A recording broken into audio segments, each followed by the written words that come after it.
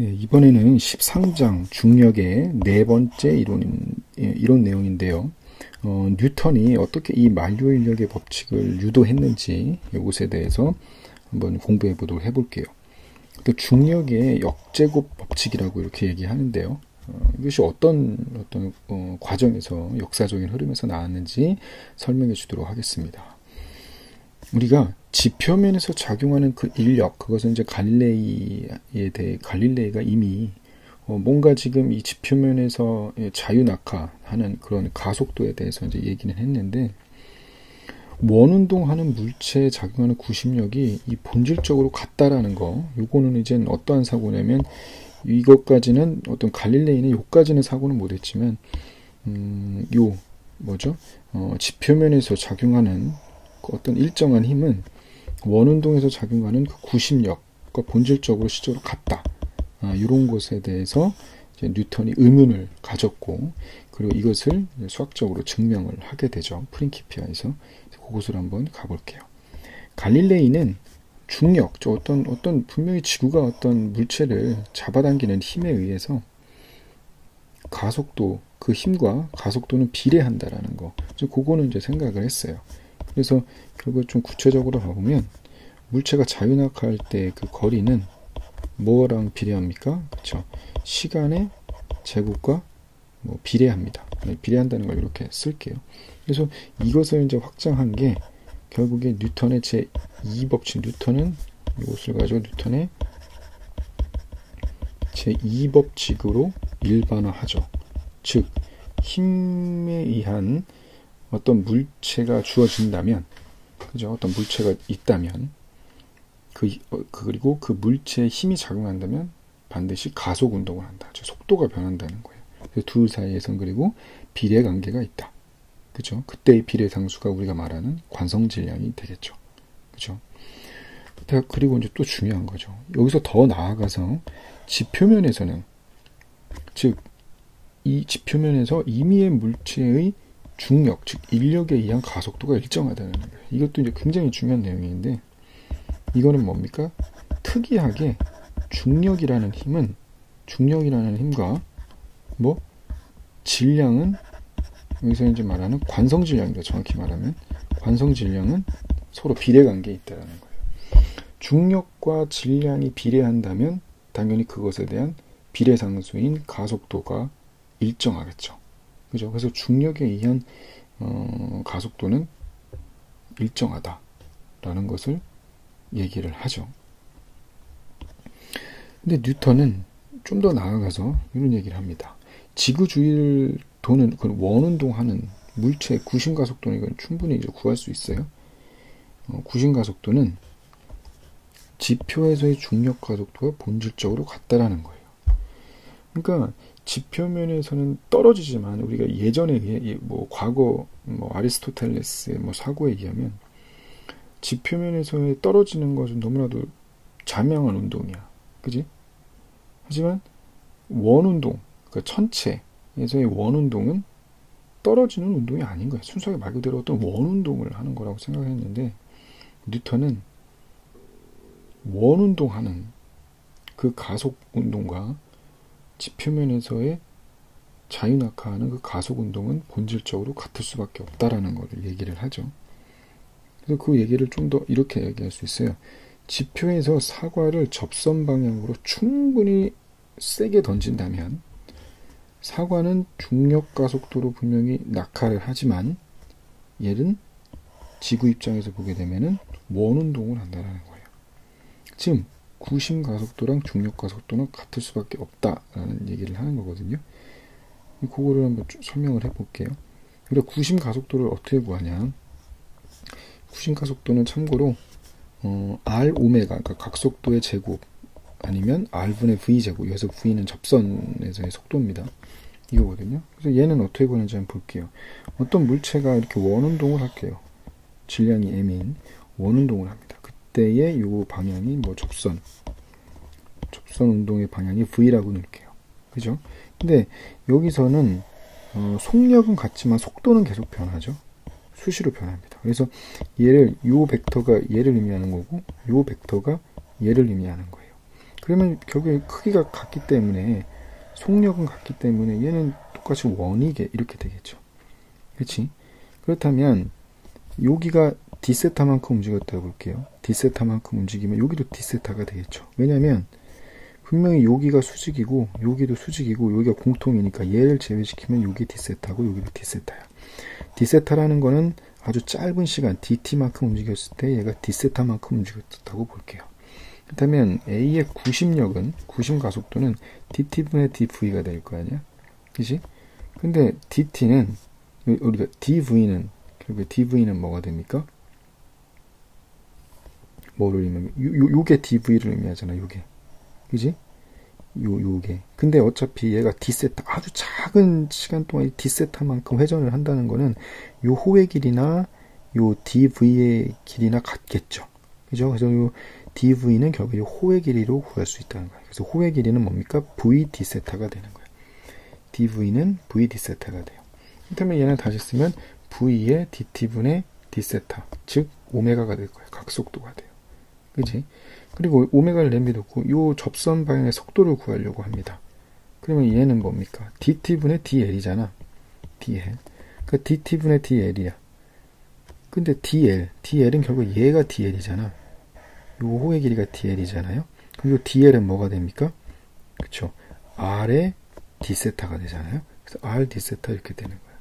그래서 r 빼고 dt분의 d세타는 오메가니까 r 오메가의 제곱이 되죠. 그죠? 그리고 우리가 이제 V는 우리 여기서도 잠깐 했지만 이게 결국 요게 뭡니까? 요게 V잖아. 즉 V는 R 오메가니까, 그지? 얘를 적당히 여기다가도 대입을 하게 되면 R분의 V의 제곱이 되겠죠. 미안합니다. R분의 V의 제곱 이렇게 된다. 따라서 구심 가속도의 크기는 R분의 V의 제곱이고 얘는 어떻게 될까요? 요 방향 이게 지금 뭡니까? 이게 dv잖아요.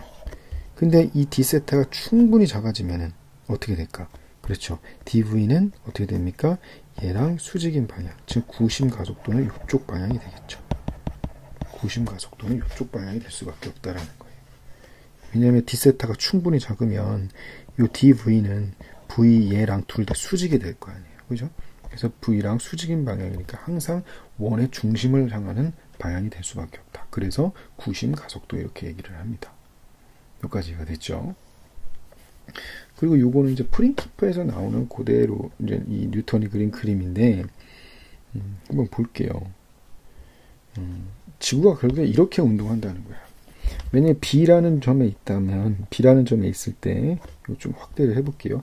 B라는 점에 이제 만약에 이게 선이야. 이게 태양이고요. 이게 태양이고, 여기가 뭐 지구, 얼스라고 볼게요. 그렇다면 만약에 힘이 작용하지 않는다면 어떻게 될까? 그렇죠. 접선 방향으로 이렇게 요 방향으로 운동을 할 텐데, 근데 어느 방향? 이쪽 방향으로 구심력이 작용을 한다는 거야. 그러니까 이쪽 방향으로 움직이니까 어떻게 돼? 이쪽 방향으로 어떻게 돼요? 저기 자유낙하를 하는 거야. 구심력이 작용을 해서. 그러니까 아까 얘기했지만 구심력의 크기는 결국에 뭐랑 같다는 거야? 자유낙하. 구심 가속도라고 볼게요. 구심 가속도는 자유낙하, 중력 자유낙하 하는 가속도랑 같다고 보는 거거든요. 그 때문에 얘도 분명히 떨어진다는 거야. 떨어지는데 요만큼 떨어지니까 어떻게 돼요? 그쵸? 이쪽으로 이동하면서 또 이쪽으로 같이 이동하니까 벡터의 합에 의해서 결국 위치는 요 C의 위치가 된다는 거예요. 이거 이제 그림으로 이제 확대를 해보면 원래는 힘이 구심력이 작용하지 않았으면 얘는 이렇게 움직일 거야. 그지? 그런데 구심력이 어떤 방향으로? 이쪽 방향으로 작용을 하죠. 이쪽 방향으로 작용을 해요. 그죠? 근데 이제 뭐 이렇게 의심할 수도, 구심력이면 당연히 이쪽 방향으로 작용해야 되는 거 아니냐 이렇게 생각할 수가 있어요. 근데 여기서 중요한 거는 요 세타가 여기 아주 짧은 d세타라고 볼게요. 그러니까 왜냐면 계속 아주 짧은 시간 동안 계속 얘가 구심력이 연속적으로 작용하기 때문에 결국에 얘 방향이나 똑같을 거야. 결국에 중심을 향하는 방향이 될 수밖에 없다라는 거거든요. 그지? 그래서 결국에 얘는 뭐야? 요쪽 방향, 90도 요쪽 방향과 요쪽 방향의 벡터 합에 이루어진 최종 위치는 어디입니까? 얘가 된다는 거예요. 얘가. 그래서 실적으로 얼마만큼 자유낙하예요? 요만큼 뭡니까? 자유낙하하는 거거든요. 요만큼 자유낙하는 우리가 지상에서의 운동이랑 같다는 거야. 결국에 여기가 선이고 얘가 얼스라면 얼스라는 지구 역시도 태양에 의해 작용하는 어떤 요만큼의 중력에 의해서 자유낙하했어요. 그죠? 자유낙하했어요. 근데 얘는 지금 요쪽 이게 이제 접선 방향이거든요.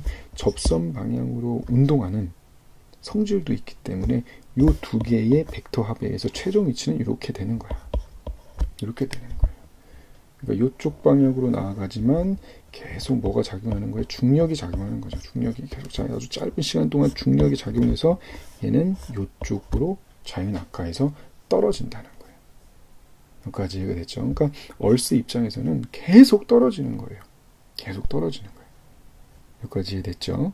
그래서 C쪽으로 얘가 이렇게 돼요. 그러면 얘는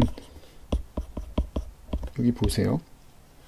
원래 만약에 자유낙하하지 않았다면 얘가 요만큼 운동하죠. 요 삼각형의 넓이가 요 넓일 거야, 그지? 요 넓이에요. 요렇게 쓸고 갔어야 돼. 근데 얘가 자유낙하했기 때문에 얼마만 자유낙하해서 쓸고 간 그 뭐죠? 저기는 넓이는 얘겠죠. 얘겠죠.